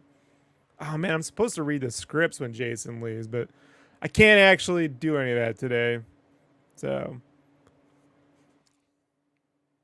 what's this? Dave Will says he will not stand for any Picard bashing around here, Jason. So he'll sit down. Yeah. I don't know, man. I tried watching the Picard the first season. I watched an hour of it. You know, I was like, I guess I would have appreciated a show that was of smaller scope. Like if you were just solving mysteries, running a winery. Real Ben Maynard asks, is Avatar your most favorite visual movie? Is there another movie you like better visually? Is Avatar my favorite visual film? I won't say it's my favorite visual film. It's definitely my favorite 3D production, you know, like the artistry of it and everything. Yeah, what's my favorite film visually? I have a really hard time with favorites, you know? Like, I'll be honest, man, I really love the look of, I could tell you through different eras, like, I love the look of THX 1138, the special edition. I love the look of Aliens, Jim Cameron's Aliens. The Abyss, I visually like. I like the look of Titanic. I like the look of a lot of James Cameron's films. Did someone say Titanic? Yeah. Yeah. There's a clarity to stuff he shoots. And then when there isn't, you know, it's done for a reason. So I still think, man, like, you know, there's something else too. I like the look of the Popeye movie. It's crazy to me because they shot that whole. You had Popeye on the brain. This is like the second time you brought up Popeye in like 2 weeks. Ben Maynard asked me what I thought was visually interesting. I think what's interesting about that is the ocean is something you can't fake, right? You can't. I mean, fuck, Avatar 2 did it, but up until Avatar 2, you really can't fake the ocean very well. And so in Popeye, like when they built that whole town, they built the town. It's still there. You can go there to Isle of Malta, and it's like a little mini tourist attraction, theme park looking thing. But when they go into rooms, the ocean's still out there. Like they're going in and out. It's all there. You know, when they fall. You might just see Shelley Duvall walking around with the shopping cart. You never know. So I'm just like, and I don't know. The look of it is something that nothing looks like that movie in that time period. You know, like I really, nothing looks like. And when they blow a hole out that house, like they exploded, they really blew the hole. They had to shoot that. They blew a hole out the house. It's still there. Like it wasn't a. Like, I don't know. So, Pistol Pete, I'll tell you what I heard. Okay, so Pistol Pete says, I think the problem is that there's too many hands in the kitchen and the time schedule. Season 1 of Mando looked way better when nobody cared and they just let them do their thing. So I think it's actually kind of the opposite, is that in season 1 of Mando, there was a bit of research and development going on to be able to do these very simple shots very, very well. And it was about proving that this can work, that the technology is viable, and it's something to move forward with. So the creatives were a little bit more conservative in that they didn't want there to be any outcry about anything. So what they did was they only did things that they knew they had pulled off. The shots that they used were the ones that were pulled off perfectly. There was no let's test the boundaries of what the audience will accept, because it was about figuring out if the audience would even accept this at its best. And that's kind of where I think that was coming from. Now today they write something and they're like, well, it doesn't look that great, but it kind of works. And then they like, maybe we'll find another solution. Maybe we could reshoot it later. And then they just can't. And then it ends up, being that's what we get. And I still, I always want to tell Rob, I'm always like, this is still not Star Wars. It's Star Wars, but it's not movie Star Wars. It's still a fucking TV show.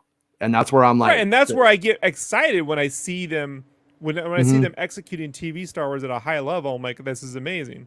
When I see TV Star Wars being executed at ABC TV level, not before Lost, right? Right? Then I'm like, I'm not here for. We could have gotten that at any time. You know what I mean? Right. We don't need to wait till 2023 to do that. We could have been doing that since the 80s. In young Indiana Jones style. Like I'm not up for that, No, and that's where, like that kind of shit when it's George Lucas and he's trying things, he's trying to see what you can do, what you can pull off. Can we shrink a fucking 15-year-old to make him 9 again? Can we do it? Probably not, but let's try. I'm like, I respect it, but it's nuts. Yeah. I keep thinking about this. What is the most visually interesting film? And I'm like, what do you mean visual? Like special effects or lighting? Because if it's the Holy Mountain, you ever seen the Holy Mountain, Rob? It's like yes, I think you mentioned that, and then I watched it. Yeah, visually, a year and a half ago. Yeah, beautiful. Look, man, I'm not too highbrow when it comes to this. If it's lighting, it's a toss up between The Empire Strikes Back and Terminator 2. You know what I mean? Like the feel of Alien 2 or Aliens. I just love the feel that. You don't get Batman 89 without Aliens. It's such a. It takes that look, Ridley Scott, and then adds like a layer of grit onto it that I don't know, man. I think it's brilliant. But man, the lighting in T2, man, it's so good. Yeah, so good. Like the closest thing I've ever seen. It's like if you look at the lighting on Bespin. The man? The Costanza Carbonite room. Oh, that orange with blue lighting, and you take that and you make a whole movie out of it. You get Terminator 2, right? You get the blue, and then you get that whole like molten level. That molten, fucking so good. Linda Moulton Howell. No, I'm kidding. Maria says, "I know." Yeah. I love my father likes the UFO stuff too. And but he always forgets who she is. He can't keep like lore straight, And I'm always like, nah, Dad, she's a little kooky. Anyways, Maria says, I know things from the video game side of the house, which say that Marin is the last Night Sister, but we do interface a lot with the story group and are often invited to a lot of meetings. I'll say it that way because we have to be kept in sync with the entirety of the bigger stories. But is there a chance that that is true for Jedi Survivor, for instance, and that for all intents and purposes she is the last Night Sister, but there's Jedi fucking mercenaries now and stuff? I'm just saying. Yeah, but like I said, there's probably a twist to it. There's probably something to it, but they the people who made that show told me she's the Night Sister. So the people working on the show called her that to me. For what it's worth, I'm just saying, and they're not like us necessarily. They don't go around, knowing the deep lore necessarily. So yeah, they're more like me. More like this more like this guy. Yeah, they're more like me. Like, I don't really give a shit, and it doesn't really matter to the story. It's not what's important. If the show was called The Night Sisters, then it would really matter. No, that they I hit all mean, the lore right, but they're well, gonna do whatever they need to. it's To make important it make that sense. she's If using she's the only one magic. speaking like a Rob, yeah, but if she's the only one she's speaking resurrecting the like a fucking dead, Dracula, Rob. I get it, but it also has to fit within the context of the show, the theme and Mhm. the tone of the show. And if she's pulling a Gary Oldman Dracula and everyone else is speaking regular, it's gonna fucking look weird. Yeah, It's right. gonna come across really odd. I'm even going to reverse that on you though and say Gary Oldman's Dracula in that movie is the most normal thing compared to Keanu, who's like, "Whoa, vampires!" He's the only reason to watch the movie. I love them. Yeah, Gary Oldman's amazing, but yeah. Almost Count Dooku, by the way. What else? Don't make me mad. I hate. Don't make me hate Yeah. that prequel more than. God damn. Yeah, no, come on. Getting Dracula to be Count Dooku was great. They're shooting Picard and SNW, I think, in Pinewood, Toronto. So yeah, you know what? Now that I think about it, Shane, I never really considered or thought about where they were filming the Star Trek stuff. That does make sense, though. Canada, right? Yes. Dave says, I will not stand for any Picard bashing here, Jason, so I will sit down. No, I actually enjoyed what I've seen of the first season of it. But it's like I watched the first episode of the first season, Jason, and I just sat there going like, I just want to see him solving mysteries on a vineyard in his retirement. I don't want a big adventure out of this. Like, I actually wanted something way lower key, than what they were trying to do. I don't like Star Trek enough to have wants with it, so I kind of just go with it. You know what I mean? And I like I said, it's not a slight. I don't dislike Star Trek. I've always I've seen more Star Trek probably than any other franchise outside of Star Wars. When you get down to it, I've probably seen more Star Trek than I have Marvel stuff. But at the same time, it's always just been like I'll do this, as opposed to all right, it's Star Trek time. You know what I mean? It was on TV all the time when we were growing up, Jason. Well, when I bought into the hype show when there's no spaceship. Right. I bought into the hype as a kid. They're like, Star Trek Next Generation's coming out. I'm like, fuck yeah, dude, let's fucking do it. So I watched like the whole first seasons of the show. A friend was reminding me in the first season though, there's some racist ass shit in that first season. It's like a planet where it's like evil black people, like that's the point or something. I was like, oh yeah, there was that, huh? But anyways, I'm a Deep Space Nine guy. That's my jam. Yeah. That's my jam. That's Deep Space Nine, huh? Yep. I was Deep Space Nine. You know what I liked that was in that wheelhouse was Farscape. I was a Farscape guy. Puppets. But the puppets, Chiana's hot as fuck. Well, all about it. Yeah. I like the writing on Babylon 5, and I know this history. I know which one came first. I get it. But the visual effects on Babylon 5 are so fucking bad. I wish it were just a book I could read. Like, I couldn't stand them when it came out. And I look at it now, I'm like, it's so fucking bad. Like, there has been no lower bar set for a TV show than the visual effects on Babylon 5. They should have just used mod. The CGI is so cheaply bad. Like, it's bad. It's bad. Yeah. It was bad for the time. And Maria, my take is the same. Let's be honest. Here's a hot take. This is my take too. I don't think it's even a hot take. I think it's actually the rational take. Is that Mando's a good TV show, but it was never a masterpiece in making. And that's exactly it. All that it did was it said like we're not like people want pizza. And we're not going to have them go to the pizza place and then serve them some fucking fancy weird Italian dish that they don't understand and didn't ask for. We're just going to fucking make pepperoni fucking pizza. And that's what Mando did. And pepperoni fucking pizza, while it's fucking rad, is not a masterpiece in cuisine. It's just really fucking good. And like really fun. And like and it's palatable. Well, now they're making Chuck E. Cheese pizza. You know what I mean? No well, I don't know. I don't know, man. I mean, it's just I just step down. I don't think the step down from what it was is that big, because I don't think that it was actually that amazing. It was so fucking be basic. Honest, Jason. If it wasn't for this show, after Salad the Hut, I would have just not watched it. I would have been, I'm out. I'm done. You bring in the Salad the Hut, I'm out of here.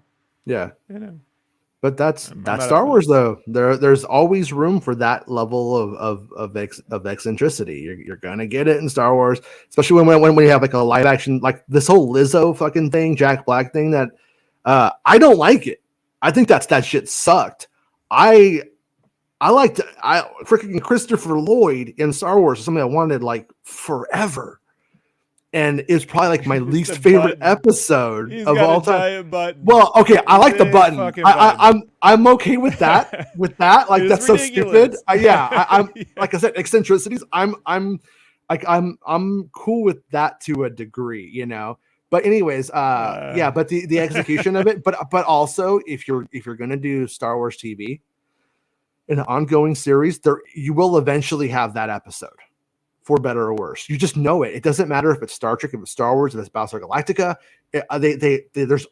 This happens when you do something enough, and no, it is what it is. But you know, I definitely no, but I definitely think that like you aren't wrong in the sense that season 3 took a different direction, and that direction is not in step with pepperoni pizza.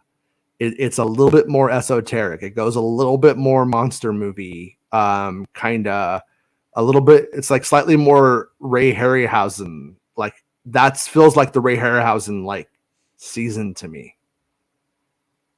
So, sorry. Yeah, I am always way behind in chat because there's too much chat. Marie says, well, because I was involved in development of it. Yes. And Jason is like 20 minutes behind on the chat. Yeah, I should just jump into the future. And just be like, oh, well, if I missed it, I missed it. If I missed it, I missed it. But anyways, though, yeah. And then Maria goes on to say, honestly, as far as masterpieces and televisions are concerned, it's hard to beat Breaking Bad.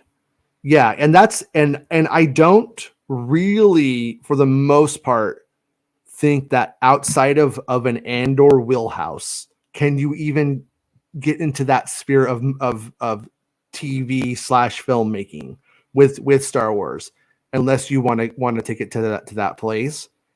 And I'll be honest, as much as I want Andor to be everything, I could watch endless Andor. I do wonder if it's worth it for them. I do wonder if at the end of the day, the amount of people who watched it, the amount of like people who understand it, who comprehend it, who appreciate it, I actually don't know if it's worth it. It's worth it to me. It's worth it as much as it was worth it to do the special edition of THX 1138. Did that change the world? Do people even remember it? I don't know. I love it, but it's worth it. My copy came with a little ear tag. The little for the 1138 ear tag. Yeah. Yeah. I went and saw that at the Irvine Spectrum when they did the special edition. They only did like one weekend of that re-release. And it was pretty nice. I was there for that. They gave you like the fucking print and everything. Yeah. It was a nice print. Yeah. So Lucas went out for that one. Yeah. I went to that. I went to that. Well, we were there. Mm-hmm. I wonder if there's photos of like us at the Irvine Spectrum events throughout the year. Yeah, at the Irvine. Every fucking time. I had hope, Jason, when Lucas was like he was gonna go make experimental films, and I was like, he ain't gonna do shit. But I had hope for a second he would have gone back to do some THX, some weird science fiction-y things that he felt maybe he couldn't do because he had to be commercial. You know what I mean? Like, so it's a bit of a shame that never happened, because it would have been nice. It would have been fun to see him do like 5-minute, 6-minute things, that were like more in that vein, pre American Graffiti. Yeah. George Lucas. Weird guy. That's why I love him. I also love the other day when Harrison Ford said he wouldn't have him as a chef on a desert island because all he eats is hamburgers and fries. And I was like, that's my guy. That's my guy right there. You could be stuck on a desert island with hamburgers and fries and George Lucas. Put on the Flintstones and he'd be happy. Yeah. God, I don't remember if I was talking to his daughter. I was like, for a short time, I was like friends with his daughter on Twitter. And we would like chat about like Hole and Riot Girl music and stuff. And I don't remember if she told me this or if this was public. So I don't want to say she told me. I don't know if it was public. But she used to say that her dad fucking loved Pink's hot dogs, in LA. And I'm like, Yeah. it's not that good. It's not that good.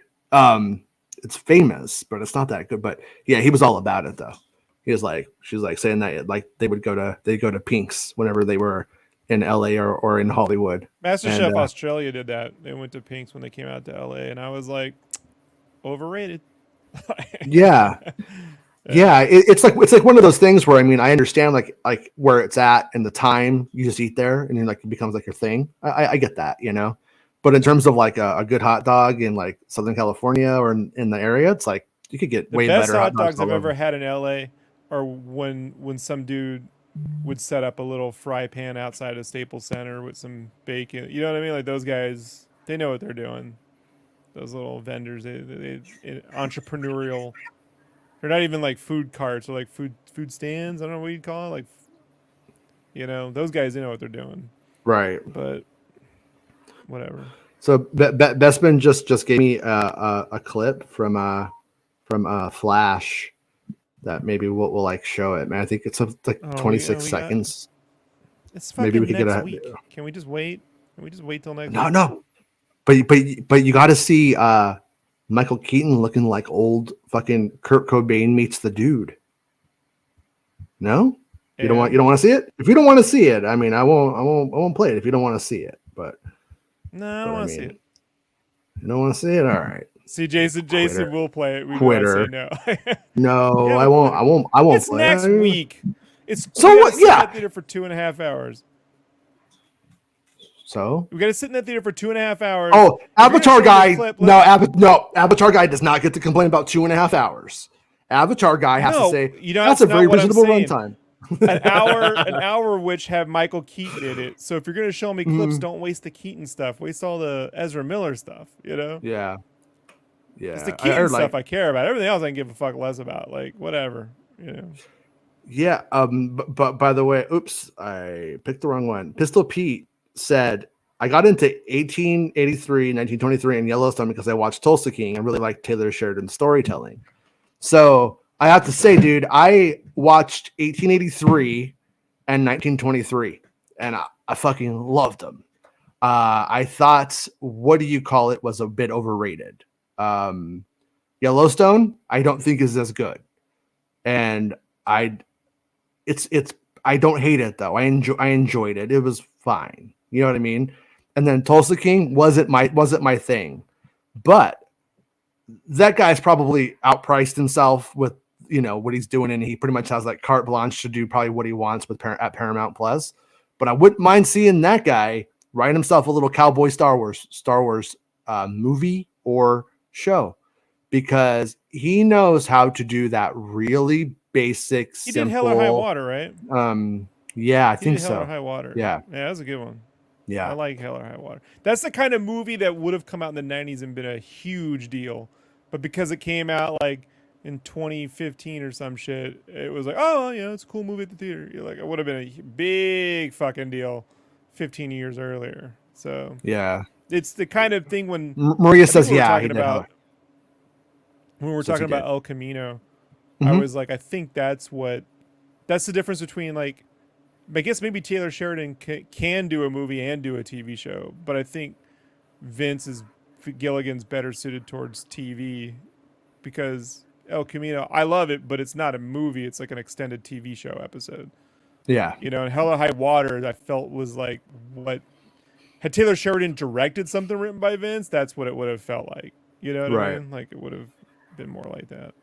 Yeah. That I think the people that are working on Star Wars stuff right now should be looking at what he does and how he does it, just for like the simplicity of it. For, he'll retell something from history at times, and it's just simple, just straightforward, fucking easy though. It just gets like right to it. And yeah. And so I think that there's a lot that Star Wars could learn from watching that show and how it works. And there's like an element of that show that I think, or even Yellowstone, there's times when there's like a certain depth to it that I'm like, okay, like I'm kind of like enjoying what you're doing here. But I could also see a dummy just liking the fact that it's some dudes in the cowboy hats, like in a F-150 pickup truck or whatever the fuck it's called, like getting into it, like and like doing that. And that's what I call like the Dukes of Hazzard adventure kind of thing, just jumping into the fucking car and going kind of bullshit. But Star Wars needs that. Star Wars needs to work on both of those levels too. It's shared. It's strange. I mean, there's different political ramifications and implications there, but who cares? You know, for the fun. Who wins in a fight, Taylor Sheridan or James Mangold? It's got to be Mangold, right? I don't know, man. I kind of think that Taylor Sheridan might choke Mangold out with his own ass. Mangold has the Magnum PI stash, though. You know what I mean? Like, yeah. It's got the Magnum PI, man. He does, but I don't think he's Ernest Hemingway as much as he shops where he thinks Ernest might have shopped. You know, he seems a little bit more. You say Ernest, all I think is Ernest P. Ward. Ernest P. Yeah. I'm white trash. All right, Maynard. Astro says he listened to a podcast with Andor season 2 writer Simon Parkin. He said Star Wars has a lot of sociopaths, young men channeling their rage. If you don't love it the way they do, I know this is going. They want to hurt you, and it carries into Trumpism. Fandom menace will not be happy. Yeah. Oh no, I take it back. Taylor Sheridan kicked the shit out of James Mangold. You seen this dude? Yeah, and it looks like if James Brolin and Janice the Muppet, like, that's why. Here. Yeah. Yeah, I take that one back. Oh yeah, and if you're a big dude, I would you know say what it reminds me of? What's his face? Beauty and the Beast. What's that guy? You know what I'm talking about? Yeah. Yeah. Beauty and the Beast. Yeah. That's a tough dude. Yeah, 1923. If you love Indiana Jones the way that I do, that adventure, like the romantic adventure story side of it, I don't think anybody's done it better outside of Indiana Jones. I don't think The Mummy has done it better. I don't think Romancing the Stone has done it better. No, I think The Mummy was a good comedy. It's not a romantic adventure. It's a comedy. The other two are dog shit, but that first one has that comedy. Yeah, I know. I know. If Marvel Studios had made an Indiana Jones type character, it would have been the first Mummy movie. You know. Okay, let's throw the romantic part out of it. Just an Indiana Jones styled story, where you know that they are well aware that there's an Indiana Jones element to it. I'm not saying it was all Indiana Jones, but they're Mummy aware. Does it better than any of the Tomb Raider films. Yeah, see, you call them films. I call them toilet paper. You know, they were released in the theaters. They're films. Right? Like, I know. They're just. I mean, really, I could call really a few bad. Star Wars movies toilet paper if we're going. You watch your fucking mouth. No. Jason's still mad because the Mummy won. The Mummy won the summer of '99, and he's mad. He's Did it? I don't even know that, Rob. He's still in a nerd rage argument about which was the better movie. Like, I mean, the Phantom Menace. But my nerd rage argument is that the Matrix won the visual effect award. When I was like, "Are you fucking serious?" Because of that fucking thing that has absolutely no fucking relevance to anything in the world and is a one-trick pony that could never be used again. That does nothing for the. You know, it's like. Yeah, but here's what I think about that. They didn't win for that one. They won because they blended most of the CGI and went in with realistic environments. The Sentinels being the thing that clearly still looks like CGI, and it did at the time. I think, is my theory, I can't prove it, but I believe had the Phantom Menace not had all the fucking like Taco Bell, Yum Brands, toy, Pepsi Cola, that giant onslaught of merchandise, right? If it didn't have that, if it just released into the theaters and been a big movie, big summer movie, right, with visual effects, I think it would have won.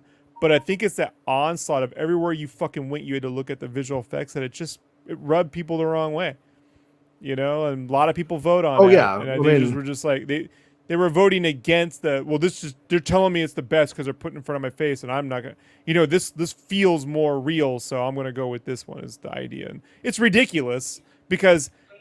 as much as I love that first Matrix film is in my like top 10, dude. I love it, but like you can't the pod race, the visual effects on the pod race are so good, the puppetry aside, that it still holds up 20 something years later. Like I've yet to see no one else is pulling that off today. You know what I mean? Like, so it is ridiculous, you know. Bespin Bulletin, by the way, sent over an exclusive clip, Rob. Bruce Wayne is Batman.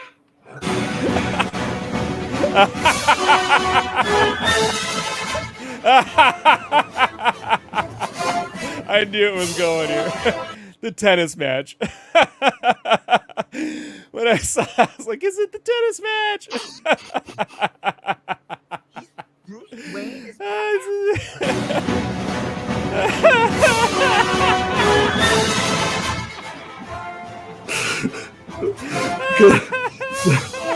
Costanza eating with Danny Elfman is what gets me. We don't get Mad TV anymore, but we get that, you know. Or Mad TV, Mad Magazine, but I'll accept it. It was good. Yeah, it was good. Tell me that isn't SpaghettiOs all over the Flash's face. You know, I don't know, Maria. I mean, and like I always felt like there was that element to it, but you're right. I mean, it's not front and center, but there's a romance that goes through between. I mean, there's about like Temple of Doom is all about the chemistry of wanting to bang it out with Willie Scott and Indy. Like it's like a thing that's like a slow cook kind of deal on that one. And then Marion and Indy have a romantic past that is rekindled during the adventure. And then Last Crusade, like we didn't watch them get half naked in a room and check out each other's fucking tattoos 10 years before Lethal Weapon did it. You know what I mean? Like, and then Temple, and then Last Crusade, he bangs his dad's. Yeah, but the first film is actual romance, and the others are just relationships on screen. Yeah, yeah. I'm almost considering it Indiana Jones as a genre, though. You know what I mean? To be as lame as can be. That's how I'm. Yeah, it's not as front and center or as dramatic as Casablanca, you know. But it's closer to the Maltese Falcon, right? Like it's got like if you blend the Maltese Falcon and Casablanca together, and was that? Well, yeah. I know the other one with his ass, dude. All three of those fucking Bogart films, you get this, you know, the vibe of what they're going for. It's not. Yeah. But I stand, man. I've watched that scene, the Marion Indy scene on the boat. I've watched that with my wife, and before we got married, 2 other girlfriends who had never seen an Indiana Jones film, right? Mm-hmm. And I wait for that, and every one of them falls in love with Harrison Ford. Yeah. You know what I mean? In that scene. So it's incredibly, you're underestimating that one. I don't know, about a year ago, I was seeing a girl and she had never seen any of the Indiana Jones movies, and I'm like, oh, it's good, they're really good. So she comes over, you know, we've been dating like a month maybe or something, and she comes over and like we are gonna watch it, and we go and we watch it, and she just sat there like completely like there was just nothing was special about any of it. There was nothing amazing. The editing in the truck sequence was just, so what? That's when I knew she wasn't for me. I broke up with her. I was just like, if you're in my mind, I'm like, if you're too fucking stupid to see like the artistry of this and to put it in the context of 1980, you're too fucking dumb to hang out. Star Wars is the one that like when I would date, if she was like, oh, I haven't seen Star Wars, I'd be like, it's not free. I don't. But Indiana Jones was the one I was always interested in seeing the reaction. Because there's so many gags, like I'm like, does this hold up? Like even 20 years later, did it hold up? And it did. Like the sword gag. Like I remember it was the night the Mars rover landed in 2003. Was that night after the Mars lander rover, and we watched fucking Indiana Jones, Raiders specifically, you know. Yeah. And like that played so well, you know, like that whole bit, and you would think it wouldn't by that point, but you know, I think a lot of that stuff holds up. It's not nostalgia, you know. Like, so As It True says, breaking news: EA is giving away Star Wars: The Old Republic to Broadsword Online. who the fuck's that? Yeah, you have to explain Broad Sword Online. what that means. I don't know. I mean, like something about broads. Some broads are doing the I Old guess Republic. BioWare's like not doing it anymore. Mythic Entertainment. Oh, Mythic. Oh, so Broad Sword Online games used to be Mythic. They were the ones that were doing the Warhammer MMO because they were based out of Virginia. I went down there and spoke with them like about joining that crew at the time, and I was like, I'm not moving out to Virginia. Yeah. But I guess they're still running Dark Age of Camelot. Oh, okay. So Ultima Online. so they're Online, right? just gonna like manage it as an online service sort of deal going forward. Yeah. That makes sense. Did Microsoft buy BioWare? Yeah, I think so. That may be why. If they did, no, Electronic Arts owns BioWare. Yeah. No? Okay, well, EA. Yeah. BioWare. EA may just be wanting to get out of the Star Wars game Right. entirely. It might be Yeah. possible. Yeah, I don't know. Yeah, that game. I'm just like I'm happy it still exists for itself for the people who love it. And Andy says Jar Jar was part of the campaign. Phantom Menace was 25 years ahead of its time. That's why people who only like practical effects hated the film, but in reality they hated Jar Jar Binks. And the fact that the prequels didn't have the time gap in between the prequels and the sequels squared away. I'm old enough to remember what happened, not speculate. Yeah, I would generally agree. Yeah, I'm with old that. enough to remember too. I was in my 20s in the army when that shit came out. I fucking remember. But like, I'm talking about the visual of the public at large. I'm not talking about fandom. You were talking about the Academy. The Motion Picture Academy is a bunch of visual effects artists who vote for their own visual effects. Right? Oh, so normally they would be. It's not just in a world where you had to compete everybody. but you vote for your own visual. You vote in your own categories. The directors aren't voting for the visual effects. The visual effects artists are voting for the visual. But by that same measure, that would stack the vote into the favor of most of ILM's pictures all the time. It was all coming down to the fact that one felt like it was all congruent and existing in the real world in some way, and the other was a big fantasy thing. And I'm telling you, if they hadn't, I came to the States, I was in Germany when that movie came out, so I wasn't as subjected to the media onslaught as you guys were. You may have not realized, but when I came down for a week in July. And the minute I got the fucking plane, this is 2 months after the movie came out, the shit was still everywhere. I was like, what is this? Like, pizza boxes had it, Doritos, it's everywhere. And I got to imagine that just had to, and it was all the pictures of the CGI, the Gungans, every fucking thing. And it was like, I could just see them just rejecting it on like we've been staring at this shit for months. Fuck you kind of like bit, teach them a lesson. Nonsense. But so Maria says Broadsword is the company that handles Ultima Online and Dark Age of Camelot.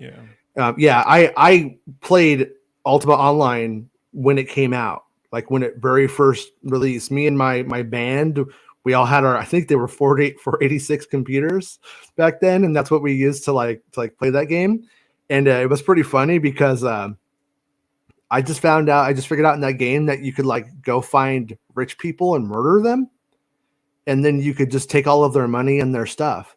And so I had this, my friends all worked on one weekend and I had it off. And I just went around murdering nobles in that game and taking their money. And then whenever I would be seen in the game, I was kill on sight by I was I think I was called the dastardly, whatever my name was. And so I just passed everything over to a new character and then played that the next day. And then my friends get online. I'm the same level as they are, and I'm like super rich. And they're like, "How are you have all this stuff?" And I'm like, "I'm just not stupid like you." And then this bass player who I didn't like, he at the time he was playing with us, and he saved up all of his money in the game, and he got a horse. And he came over and he rode the horse over, and I walked up to the horse and I fucking stabbed the horse. And then my drummer took the horse's meat and we cooked it and we ate it in front of him, and he rage quit the game. Oh, the postman. It was good. You did a postman on him. We postman on him. We did. Yeah, Jason. Horrible. Yeah. Horrible. And once again, thank you for the super chat earlier, Sundowners. Timothy Oliphant was good as Comm Vanth. He was awesome in Deadwood. Would kill it in any Taylor Sheridan series. Yeah, he would. And in fact, he probably is situated to be one of like the future, like that's the go-to cowboy guy, you know. So I wouldn't be surprised if he ends up in one of his shows down the road. I want I want to see the first pics on set when Taylor Sheridan comes in his cowboy hat and Filoni walks in with his cowboy hat. They have a hat off. Like, oh man, that would be so good. Like I want that. When I first started reading this, I was like, "Oh my god, Maria's husband passed." But she's all, "My late husband Luke and I were married officially by Lord British himself in Game and Out." Wait, so you're not talking about Luke Skywalker? Did you actually have a late husband? Yeah, Maybe he's just not on time. just maybe he's just late to stuff all the time. Yeah.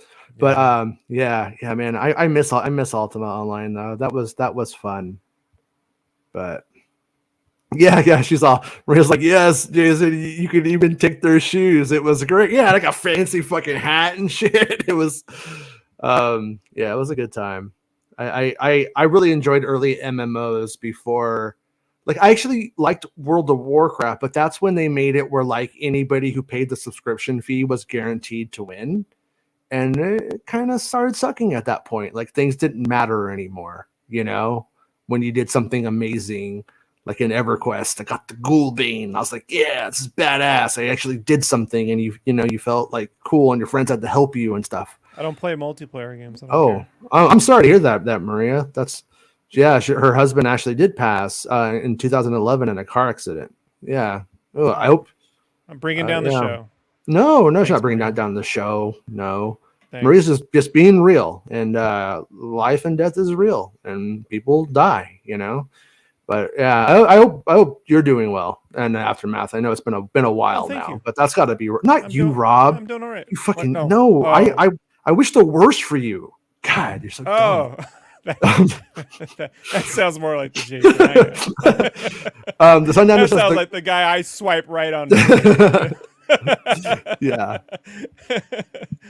Sundowner says the girl who plays Alexandra and the guy who plays Spencer in 1923 made me feel like I did watching early Indiana Jones. Yeah, that's what I was saying. Was I felt like he was like a really good version of a new Indiana Jones, and she reminded me of a really cute version of the girl from the Mummy, from the woman from the Mummy. And I was like, I was like, you know, she's blonde and everything different, but it's like that same kind of like dynamic there. And I was like, this is really fucking fun. Like I really enjoyed it, and I didn't see that coming. And in fact, I don't even have a problem with the show, but the problem with the show was when it would cut away from them and go back to something else. I was kind of like, I kind of want to go back to that. Like I kind of wish this was just its own show. And my hope is that what happens in the follow up. I'm hoping that because the brother has lost his child, I'm hoping that she's pregnant and they give the child to them to raise because they want to go be adventurers, and then they go off and leave, and then everybody's happy. Like that's kind of like my that settles everything. I hope they abandon the kid so I can get my adventure show. It's not uncommon. No, but it's not. I mean, we've all known people like who were raised by an aunt or an uncle because the parents just weren't that. They just weren't parents or didn't want to be or whatever. And I mean, they banged it out a lot on that show, like a lot. So I'm pretty sure she's pregnant. You know, I don't remember. I don't know if it was settled that she was pregnant, but I'm gonna say probably. As the truth says, EA are maintaining as publisher, but BioWare are stepping away from the development half of the 70 working on it will move over. Also, Jedi Survivor director just teased there's sure to be new Turgle adventures. Turgle's back, baby. Turgle's kind of become memed from the new game, and I'm glad. I think Turgle is who's the guy from Phantom Menace, the pod racer, who stalls out? It's like, oh, you know, the one who doesn't go. I can't remember any of those. Yeah, names. I don't know why I totally know them all. There's fucking Audie Mandrell. There's fucking is that the only one I know now? Odie Mandrell. Is that the only one I could remember at this moment? fucking I Kit know Fisto's Sebulba. sister, Sebulba, Rats Terrell. Come on, why can't I remember him? That fucking dopey guy, you know. Anyways, he reminds me of that dopey guy. You know, he reminds me of him. Ben Stu Quadraneros. Padasha. Thank you, Farm Boy. I'm embarrassed. I didn't remember that right now, but it's been 2 hours, and that's where my recall officially just shits the bed. So, yeah, Ben Quadraneros. Azatru is like, come on, fucking dummy. When Azatru comes on this week to rage about video games, I think he's gonna rage about it. I think he's just gonna let me have it. Be like, you know what? You're not made for this. But, anyways, yeah. Okay. So, anyways, we'll be back tomorrow. Talk about Star Wars. We did our Will 2 we? hours today. I think so. 2 hours. We're supposed to be doing 1 hour. I know we did 2 hours. I'm saying. If we don't do a show tomorrow, it's because you got 2 hours today. How about that? I think we'll do a show tomorrow. I might not be able to do a show on Thursday. I'm doing something on Thursday. So we should just permanently take Thursdays off because I've counted. We've done 3 Thursdays this year. Seriously? Yeah, like 3. So there's just no sense in doing Thursdays. Just it's your kid day, man. You know, like. Well, no, I'm not. I'm doing something with a lady, but unless they drop a new fucking trailer, you know, there's no point. Yeah. Right. Some major news. Well, major news. No, actually, yeah, I'm getting that book as well. So we might do a show on Thursday. I don't know. I'm gonna have to look and see. I need to see like when I get that book. You know that book that's coming out. That book's gonna eat up 2 fucking days. How fast can you read a book? About I could read a book in about 4 hours if I need to. Wow, but, that's academia, right? Yeah, in grad school I was reading like 500 pages a week, but having to keep it up. So I can do it, but on this book, on this particular one, my plan though is to make it easy on myself and mostly use the audiobook and play Zelda. And then when I hit the points there, I'll pause Zelda and then go over. By the way, are you still on the island in Zelda? I haven't touched it. I can't. I'm so busy right now. So. No. I haven't jumped off the island yet. I'm at I get the last thing before you get the final fusion thing, and then I can jump off the stupid island. Yeah. No. What do you call it? I wasn't that impressed with the game until I left the island, and my son was like, "Don't progress the game too far while I'm at my mom's, but do whatever explore, but try not to do the story." I was like, "Okay." So I spent like about a day playing the game just on that thing, and did everything that you could possibly do on it. And I was like, yeah, this is okay. I mean, but then I'm actually like down out of the sky now. And I'm like, oh, okay. Now it feels like a Zelda game to me. Now I'm having fun. I'm kind of hooked on it. Yeah. My whole thing with the game is just that if I do play, I got somewhere between 30 minutes to an hour, and I could eat up 15 to 20 minutes of it just trying to make something. And it's like, you know what I mean? It's like, all right, I don't know if that's like the best use of my. I want to play a game. It's like if I'm gonna spend my time grinding in a game, then I can make that choice. But sometimes you have to build shit to get. And I'll be honest, Jason, I make shit all day. I don't like going into games and making stuff. So I think it's executed extremely well, but for me and my time, I'm like, I don't know if I have this kind of time. I could just be racing right now in Forza or something, or in Fortnite, 2K, Fortnite. Yeah, let's come play Fortnite with us, Rob. No, I hate people. But it's me and Bespin. We're the only people. We're the only people you will ever talk to in the game. I spend time with you both here. I give you both money to not have to play games with you. But well, no, I will say in terms of like building shit and like that kind of stuff. It shouldn't take you 30 minutes. It literally takes like a minute. Like once you have the controls like intuitively like memorized, you just fucking get to it. You just like you end up hitting it pretty quickly. I know, but you don't know how I'm not the greatest gamer, Jason. I sit around and go, oh, this fucking, because I don't want to do it. So when I don't want to do it, shit just drags out. I'm like, is there anything I can do but build this stupid shit? And I got to build this. I don't want to build this stuff. Maria says everybody should 100% Jedi Survivor. There are so many Easter eggs after you finish the story. Yeah, I've almost done that. I'm about to finish it. I'm about to 100% the whole game. And then after I do that, I'm going to play it on like a hard difficulty. Just why not, get my money's worth. And I really like the game. But the only thing that's happened is Street Fighter has come out, and which I haven't picked up yet because I don't want to get Xbox Live right now to fucking play it. That's what pisses me off. And then what do you call it? Zelda. So, but that's what I've been. Whenever I start to feel guilty about going too far in Zelda without my son, I hop over to a Jedi Survivor and then start working on the 100%. And yep, Bespin says I heard Fortnite. Where are we dropping, boys?